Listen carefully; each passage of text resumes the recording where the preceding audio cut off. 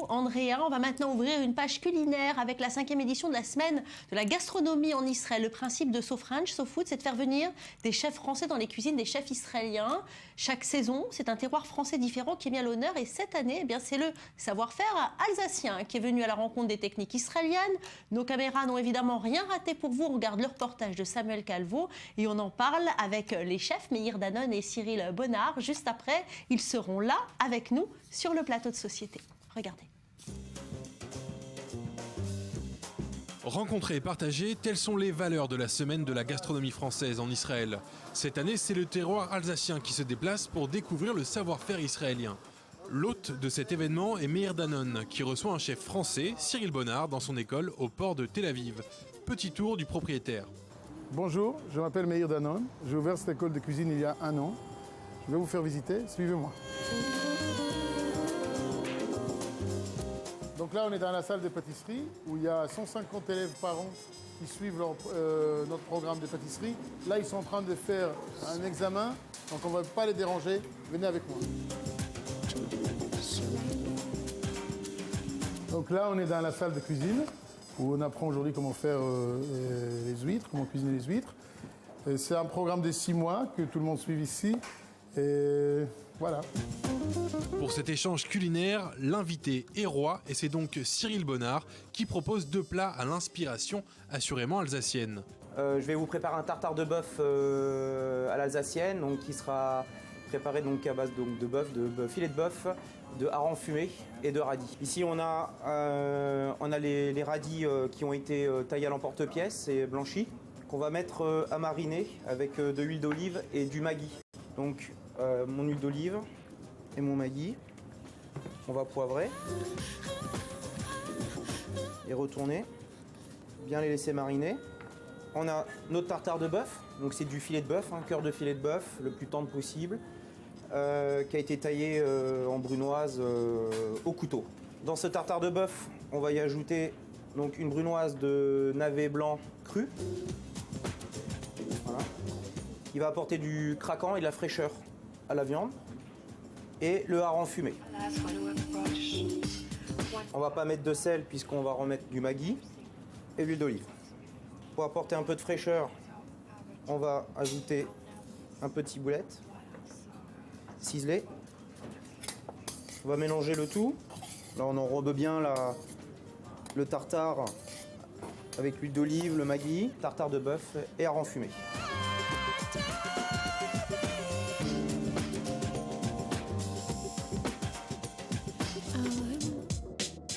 Alors voilà, un des plats principaux que je vais vous cuisiner aujourd'hui, c'est le saumon mariné à la livèche sur un lit de choucroute. Donc là, le saumon, on va le tailler en fines tranches.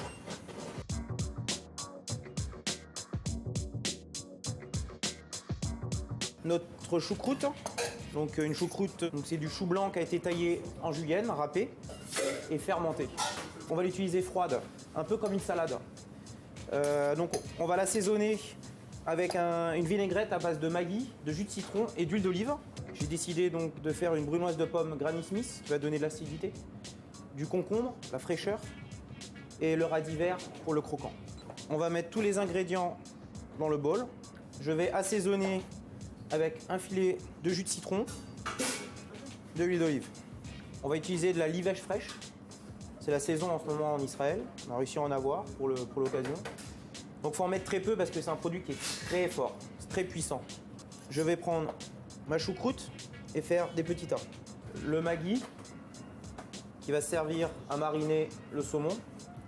Et on va juste tremper que d'un côté la tranche de saumon. Et on va la disposer sur le tas de choucroute. On va retrouver nos petits condiments. Ce qui va apporter le contraste au plat. Donc avec un citron jaune et une râpe à zeste, on va disposer légèrement quelques zestes de citron. De la choucroute revisitée avec son saumon et un tartare au hareng fumé, des plats dont le palais israélien n'est assurément pas habitué. Meir Danon, bonjour. Vous êtes un chef israélien. Vous avez ouvert un restaurant au port de Tel Aviv l'année dernière. Et vous, Cyril Bonnard, bonjour, bienvenue. Alors, vous êtes arrivé en Israël pour cette semaine de la gastronomie alsacienne. Vous êtes aux commandes du restaurant Le Parc à Obernai. C'est la première fois que vous venez en Israël. On va en parler dans quelques instants. Tout de suite, est-ce que les saveurs alsaciennes ont plu aux Israéliens? Tout à fait, tout à fait. Oui. C'est un grand succès. Parce que là, on a vu une choucroute revisitée quand même. Hein. C'est ça, tout à fait. Choucroute revisité. Le palais israélien a été conquis par tous les plats grâce aussi à Meir qui a réussi à trouver tous les produits et a réussi aussi à mettre cette touche finale supplémentaire qui fait la différence et qui a plu au palais israélien. Beaucoup Ouais. plu. Je pense que Cyril, il a vraiment interprété la cuisine alsacienne vraiment dans une manière qui a beaucoup plu, avec des saveurs ils étaient vifs et... Ouais, parce que Super quand on belle pense à la présentation. choucroute, on pense au gros plat de choucroute avec les cochonailles, on en est très loin. Là, c'est parce qu'on fait attention à notre ligne maintenant, ou bien vous avez voulu proposer quelque chose de plus light? De plus light, de différent. On essaye de réinterpréter aujourd'hui, de garder ces produits du terroir alsacien et de le réinterpréter d'une manière différente, de plus légère. Un peu gommer ce gras qui va être inutile, rajouter un peu de citron, rajouter du Maggi qui va relever Alors justement, la salade. Dans les deux recettes, vous avez utilisé du Maggi, ça vient d'une plante qui s'appelle la livèche. La livèche. Expliquez-nous un petit peu d'où ça vient et si vraiment c'est très utilisé dans la culture gastronomique alsacienne. Alors tout à fait, la livèche, on en met partout. Hein. Le Maggi, donc le Maggi c'est une essence de livèche. Le livèche c'est une sorte de céleri branche qui pousse au printemps en Alsace, un peu partout, au pied des vignes, dans les jardins, dans les champs. On la cueille, on la met fraîche, on n'utilise vraiment que les feuilles. Donc hachée dans une salade, hachée aussi dans un tartare de bœuf, ça relève et ça donne de la fraîcheur au plat. Sinon l'hiver, on utilise aussi la livèche, mais là en forme d'essence, ça s'appelle donc le Maggi. On en met dans les soupes, on en met aussi dans les salades. On l'utilise vraiment partout, quoi. C'est vraiment le goût alsacien par excellence. Meir, c'est une nouveauté pour vous cette saveur-là? Oui. On a Vous eu avez du mal découvert? Oui, j'ai découvert. Je sais, depuis des années, j'entends la livèche, mais j'ai jamais vu en fait ce que Et on c'était. trouve ça en Israël? Oui, il paraît que ça se mange aussi dans les pays comme la Roumanie, etc. C'est très très fort dans leur culture. Et c'est pour ça qu'on a eu assez... C'est-à-dire c'est une herbe qui existe, mais on l'ignorait en fait.